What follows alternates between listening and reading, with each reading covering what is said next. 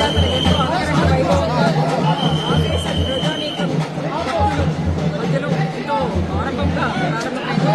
అమ్మవారి యొక్క ఆశీస్సులతో చాటు రోజు నుంచి ఈ రోజు వరకు అద్భుతంగా వర్షం పడుతూ మనల్ని అలరిస్తూ అంటే ఈ ప్రాంతం ఈ దేశమంతా కూడా సుభిక్షంగా ఉంటుందని అమ్మవారి యొక్క ఆశీర్వాదంతో మనమందరం కూడా చల్లగా ఉంటామని, దేశం ఉన్న క్లిష్ట పరిస్థితుల్లో కూడా మనకు అమ్మవారు అండగా ఉంటుందని, మనకు ఒక ఆధ్యాత్మికంగా మానసిక స్థైర్యాన్ని అమ్మవారు ఈ గంగ జాతర ద్వారా ఇస్తా ఉందని చాటి చెప్తా ఉన్నారు.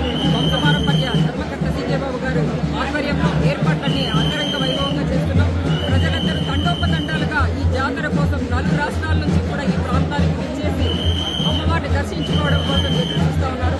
మీ అందరి సహకారంతో, మీడియా మిత్రుల సహకారంతో ఈ జాతరను దిగ్విజయంగా పూర్తి చేయాలని మనస్ఫూర్తిగా కోరుకుంటూ మరొక్కసారి అందరికీ గంగ జాతర శుభాకాంక్షలు తెలియజేస్తూ రేపు సాయంత్రము 6 గంటలకు కొనియమ్మ దేవస్థానం నుంచి అంటే గ్రామ దేవత దగ్గర నుంచి గంగమ్మకు సారె వస్తుంది. దాన్ని గ్రామ దేవత గుడికి చైర్మన్ అయిన సీకే బాబు గారి ఆధ్వర్యంలో సీకే బాబు గారు ఆ సారెని తీసుకొచ్చి గంగమ్మకు సమర్పించిన తర్వాతే అమ్మవారు జలదికి బయలుదేరుతుంది.